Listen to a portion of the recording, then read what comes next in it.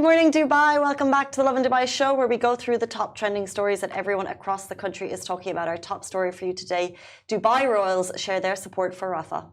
As well, tech entrepreneur Omar Qasim stands against bullying. Do you want to live in this beautiful city? Well, it will cost you. Today, we're looking at price comparisons for properties in Dubai in the last 4 years. As well, Dubai resident loses 40,000 dirhams in online trading scam. And later on in the show, diverse kids, 4 yeses. We're going to be joined by the super talented group of Dubai kids who made it on to the Britain's Got Talent stage. It's 235 days since the genocide began on October 7 in Gaza. The current death toll stands at 36,096. The number of injured people is 81,136, and 1.9 million people have been displaced from their homes. The weather today, well, it's been an extremely foggy morning, so if it's still foggy out, please drive carefully. Temperature is expected to hit 39 degrees Celsius in Dubai today, and humidity is particularly high, reaching 83%. Let's jump into our top story of the day. Dubai royals share their support for Rafah. So if you're on Instagram, you'll have seen the silent stance of support for people who are sharing their support for Rafah and the atrocities taking place. It started on Monday night, and in less than 24 hours, more than 30 million people have reshared this same image, which declares all eyes on Rafah following the senseless death of at least 50 people from an Israeli strike. Manna Al-Maktoum bin Mohammed bin Rashid Al-Maktoum and Latifa bin Mohammed bin Rashid Al-Maktoum shared the post, ensuring they are using their platform to spread awareness of the unimaginable circumstances. Also, grabbing attention yesterday, David Beckham spoke for the first time for Palestine following the Rafah massacre. The footballer took to his Instagram account and joined a group of celebrities who are now declaring their support for Gaza. He shared a post by UNICEF which declared images of burnt children and families emerging from bombed tents in Rafah. That shocks us all. And of course, they report killing of children, sheltering in makeshift tents, and of course, and unconcernable for even over the 7 months we've witnessed this tragedy unfold, resulting in thousands of children killed or injured. The post, like so many others, reflects our sentiments. There must be an immediate ceasefire, the unconditional release of all hostages to end the senseless killing of children, and we'll be following the story closely. Jumping into our next story, someone is taking a stance against bullying. So tech entrepreneur Omar Qasim stands against bullying. Of course, we live in 2024. You get cancelled for almost everything, and bullies are always called out no matter what and where. So tech entrepreneur Omar Qasim, founder of Jado Pado, shares an anti-bullying message. You can see it here. It was on X. He shared what appears to be an old note that he wrote in school. The note says, "To Mrs. Rowlands, I think it is unfair that kids are not allowed to fight at school. I really would like to stick up for myself by not depending on others." He ended it saying, "If I don't, I keep getting bullied and hurt." And of course, his post on X got positive responses from users who related to bullying in schools. It's a really tricky one, no? Yeah, it is. I agree with you, because bullying is there, and sometimes when you tell a teacher or a supervisor or even the, counselors, they don't really act upon it to actually stop it. And then you do see a tendency, like kids who got bullied, they turn to be very aggressive at home. And I would say very they pull back, they stop doing well at school, they stop doing well with friends socially, and they get a lot of mental health issues. And by the way, not only that, bullying is there even not only at school, like at university, at workplaces, everywhere, you know what I mean? And on the internet, even if you are on the internet and just posting a picture, you are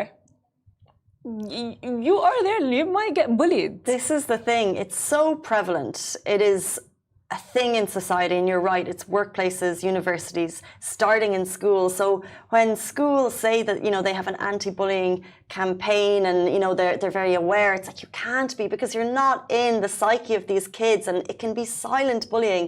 And I would hate to sit here and try and say a one-size-fits-all statement based on bullying, because I don't think that's the case. Agreed. Unless you're in it. And I think it would be really helpful to have maybe a psychologist or someone from schools to come in and speak on, what they can do in these cases. Like, what advice can you give to kids going through something? And it's always, it's always going to be speak up, speak 100%. To someone close to you, and then see if they can help. But some cases, like, it just happens. So then the school needs to find out. But it would really be great to have, someone with a better recognition of what's going on, because you just can't. I just feel like there's no statement for one size fits all in this case. Yeah, I actually honestly agree with you. And the fact that he had written that he wants to actually fight and beat the bullies up just shows like what kind of like bullying he has gone through to feel like he's only able to defend himself if he actually hits the other person. You know what I mean? Like, violence is never the answer. But this is going to become, I would say, over like the course of like, if that would continue, he would be violent, and then I don't know, his future kids, his future wife is going to be like, oh my God, he's so violent. And then or like even with his workplace, right? He's going to be violent. He's not going to know how to react or how to speak up in like a very, I would say, civil manner of like, hey, you've done this, I don't like this, please stop. He's not going to be able to do that, because in his head, like, fine, I need to beat them up. Yeah, I don't. It won't always, continue into your adult life, I'm sure. But I do agree with you that just violence can't be the answer. Sure. But if you have a child who is facing violence, to tell them that is a sticky situation. That is true, 100%. But I think we can just say that if you do know someone going through it, try and have a conversation with them and speak to them, because it's prevalent and it happens, particularly in schools. Yes, and speak up. If you guys do not like someone who is talking to you in, let's say, a very condescending tone, let's say, right? Or a very rude tone, what you can do is be like, hey, I don't like this. This is my boundary. Do not cross the boundary.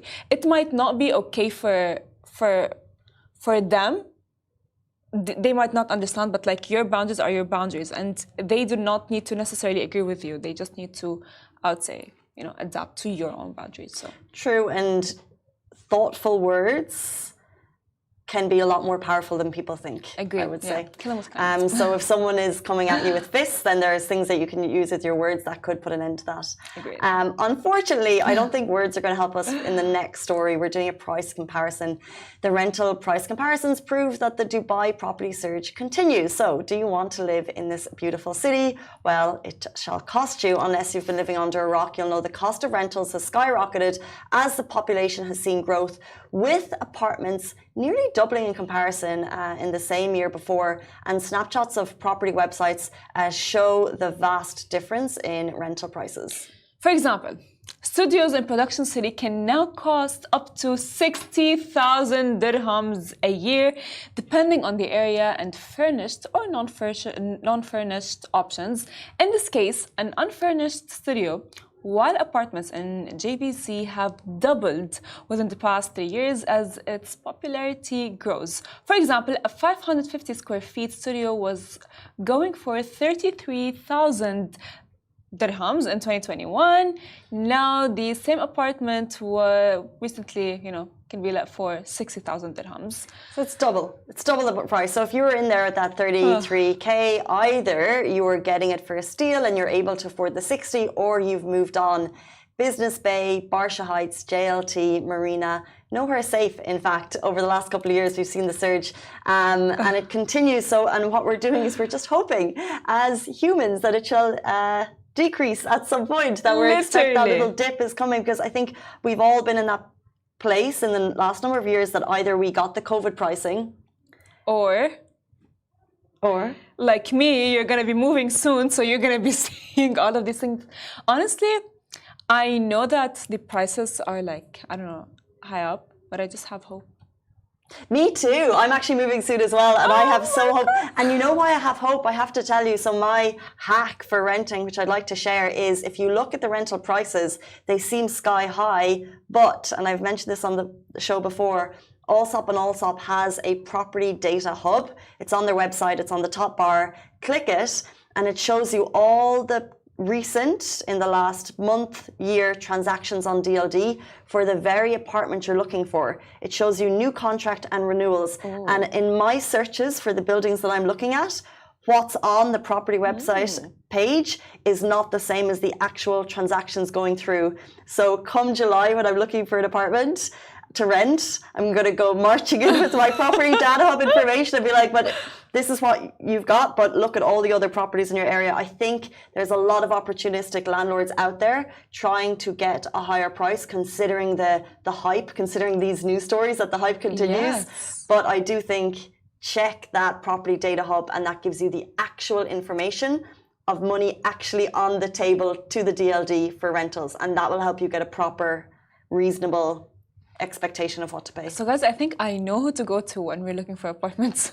I wouldn't need all of the hacks that you just said. I just have one, but that's I mean, the key one, Yeah, I mean, I didn't even know about that, because they are so expensive, and my family and I, we all sit together, and we all I don't know, look at houses and how, how expensive it is, and my dad goes oh my God, it's that much. I go yeah, it is that much, Baba, it is. But you know what? I think I need to actually sit down with you and just figure out the hack. Yeah, it's because the what we see and then the actual DLD. That I've just noticed a bit of a difference. So if you are trying to save some money, I would do that, and I would just suggest negotiating with landlords. I think the last year I rented, I just put the money on the table because I was in a bit of a rush, and then looking around, I was thinking, okay, I've overpaid here. So I think that try and negotiate with landlords as much as possible, because it's really just a figure they've made up at the end of the day. Not really. Okay, 8:42. Let's jump into our next story. Scams are rampant, and we really feel for the person who's made a loss on the next story. Of course, I mean, this is not a small number. Dubai resident loses 40,000 dirhams in online trading scam. So, a Dubai resident got scammed out of 40,000 dirhams when she engaged in online trading. She received a WhatsApp message from, oh my God, very usual WhatsApp message from Digital Essence 8 that claimed people could earn money by completing tasks. And I've actually seen a few people getting similar messages. You get a message that comes through and it's like, do this and this and we'll send you 100 dirham, and you're thinking that's a quick way to earn a buck. So the point of this scam was that she would pay any amount and get a profit out of it. She was receiving money initially for her investments, so she actually was getting money back. She invested an additional 20,000 dirham so that she could withdraw her money back. Now, the final round was closed and she needed additional money to withdraw hers back. And that's when she realized the cycle wouldn't end. This was a scam. I mean, if my mom is watching this, I hope because my mom believes and those oh, Farah, if you do this, you're going to get money. I'm like, oh, we're not going to get money. Can we just say our heart really goes out to Rebellious Brownie on Instagram, Neha Iman Janjua, I hope I've pronounced that right. We've just seen we're getting a lot of DMs, people on the receiving end of these scams, and it's so easy to sit on a pulpit and be like, be vigilant, check the QR code, but it's so easy to get pulled in. I regularly get emails. I'm like, oh, this is Etisalat, this is Emirates Post, and then there's some stroke of luck that I haven't got done yet. True. But I nearly feel like I'm waiting for it at this point, that because this is a new one, by the way, a new investment type scam. And there was another one I saw yesterday. Someone got a message and it was like, you'll earn money, but not in an investment way. It was like, do these things on social media, like something, and we'll give you money back. And you're thinking, oh, that makes sense, because I'm going to, I'll be like a real bot type thing. So I'll like and I'll comment and I'll get money back. Oh. Scam. Scam. Scam. Oh my God. By the way, the thing is if it's an email, it's easier. Oh, not very easy. It's easier to recognize if it's a scam or not, because you can tell from the who is it sent to, what's the email, and so on. You know what I mean? But if it's via WhatsApp, it's more believable. I don't know. I don't know. I feel for her, because sometimes if let's say like anyone who is, let's say, a victim of such scams, you know, it's very easy for us to be like, oh yeah, how do you not know that? Yeah. How do you not know It's so that? easy to say it, and then it just happens to you, and then like 40,000 dirham is no small sum, and I just want to say, if you're watching, like, you're not alone. It's happening to a number of people, and we know, like I mentioned, the Emirates NBD public service ad that they've put on the radio at the moment, because it's clear that banks are getting a lot of messages being like, help us, like, you know, we gave our bank details under the ruse. So, you know, the issue is not with us, it's with you, the bank, because you should have been able to figure out that it's a scam on the other side. We know that the police are so hyper aware of these things. We know that, you know, the key authorities are aware that their websites are being scammed. So if it's with you, we're sorry. And I don't know, like, what can we say? We want to say be vigilant, but like, it can happen to anyone. I'm not going to say anything because, of course, you know, we all, you know, almost got scammed. It's fine. We might not have gotten scammed, but we all almost so close. Got literally. I mean, you've told me about the story of like when you, I don't know, booked a hotel and it. Remember the story? Booked a hotel. Oh yeah. That was my booking.com account had been hacked. And then exactly. You know, and as well, like, you know, when I wanted to sell a dress, and it's a very expensive dress, and if it was not like literally, if I was not busy for that 1 second, I would have been scammed. There's just, and it's so, it's just everywhere. Yeah, I agree. It's just everywhere. Okay, so not a laughing matter. 8:46 on Wednesday morning. We are so excited to welcome our next guest. They're a super talented Dubai dance group, and they got 4 yeses on the Britain's Got Talent stage. Do stay tuned.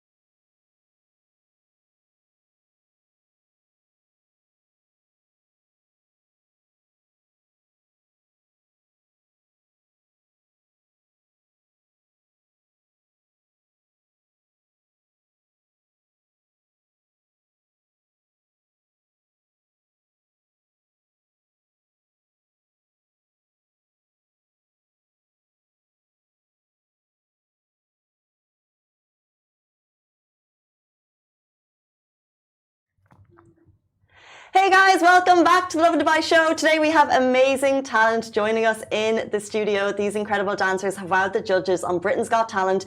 They have performed at the Kids' Choice Awards for Jessie J, and they're also going to take the stage at Dubai Opera. We have Kier, Ariana and Sienna from Diverse. Welcome to the show. How are you doing? Good. Thank you for having us on. I love your energy. Are you usually this excited for school in the morning? Oh, no, not most of the time. Not really.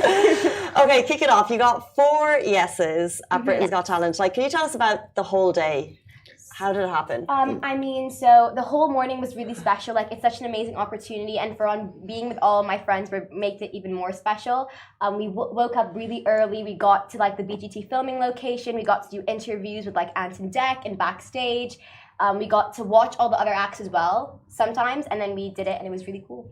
How did it work? Because there's a massive group of you. So if you're doing interviews and things, like, how do you decide? Yeah, who does what? it was like they kind of selected different people, and if you'd done an interview before, they'd get like maybe another 4 different people to do it. So it was kind of a bit random choosing it. Yeah. But it was fun. But there was a lot of interviews and there was a lot of like backstage stuff to do.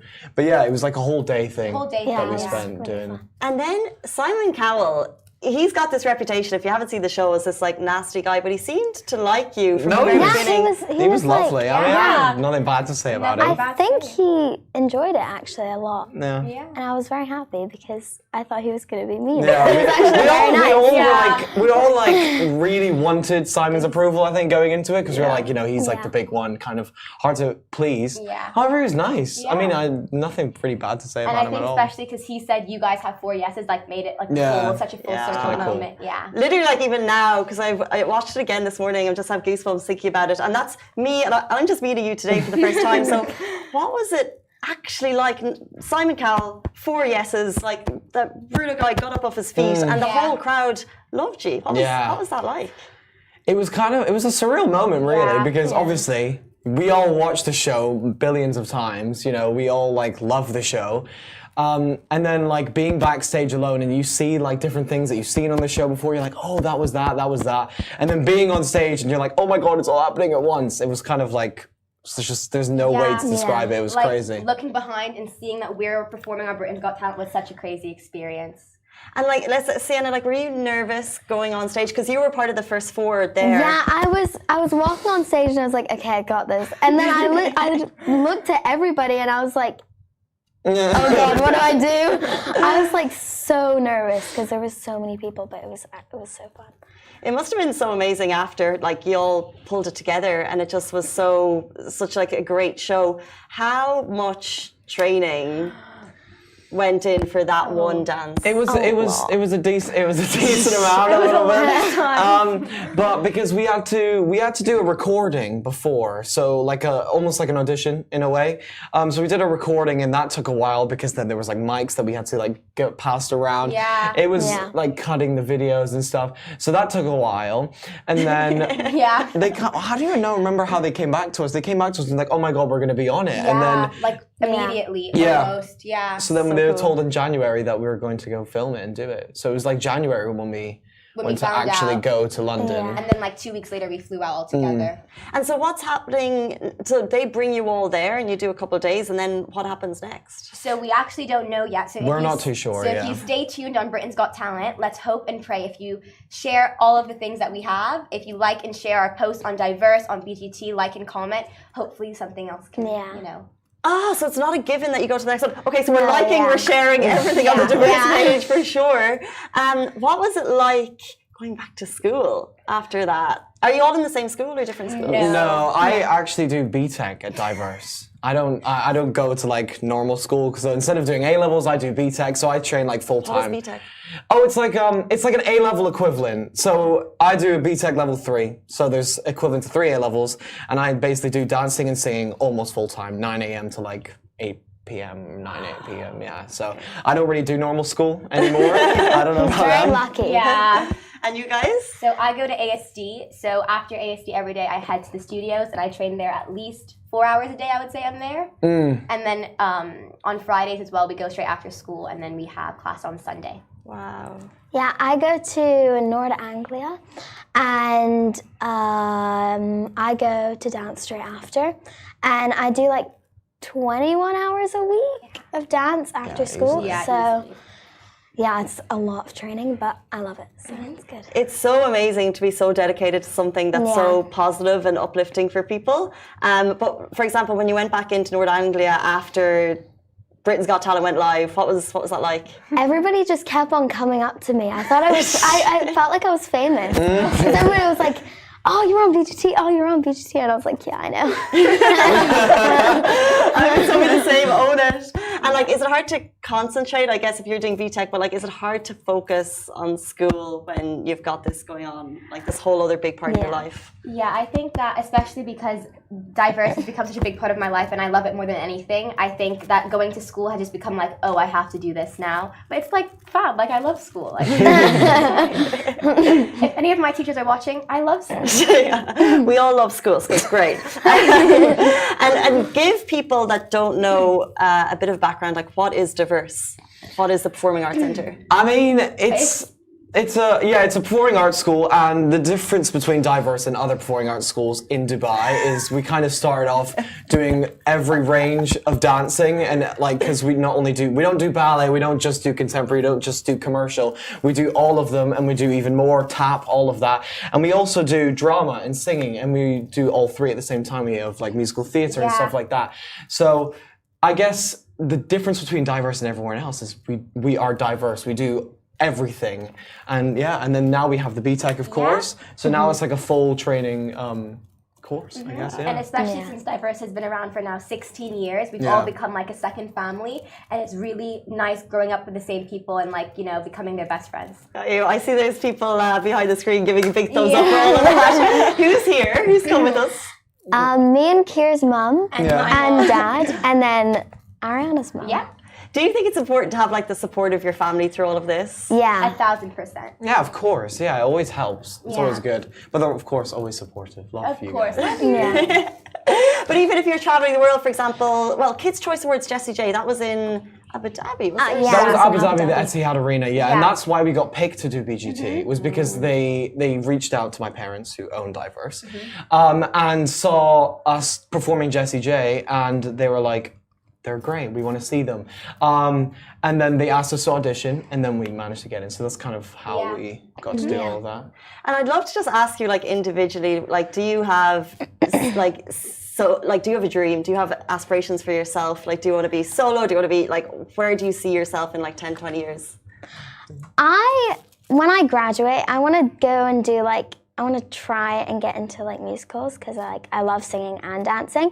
But then after that, I want to own my own dance school like my parents because they inspire me a lot and they're very good and they're really very successful. So I want to do the same thing as them. And yeah. How lovely. That's really lovely. I think for me, because I don't go to a British school like a lot of other people, I go to an American school, so it's kind of different. So I kind of want to pursue performing arts in LA or anything to do with performing arts. And I just think anything to do with it, singing, dancing, acting, I would love to be a part of that world because that's what I grew up doing and that's what I've seen so many people that have graduated from Diverse have so much success over the years. And I think that, they really inspire me to, try to make it myself. Right. Yeah, I mean, I've only got a year left after this one. Crazy.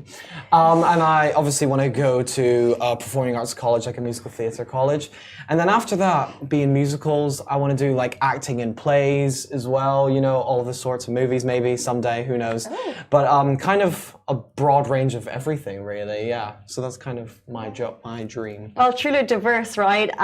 Best of luck to you all individually, and hopefully we can get you back on, or well, your talent can get you back onto the next stage for Britain's Got Talent. So for everyone watching right now, again, how can they help you? What do they need to do? Where do they need to go to help you get there? Like and share all everything on social media that you see of us, and also if you want to come support us even more, we have our end of the year show at the Opera this year on June 16th at 2 and 7 p.m.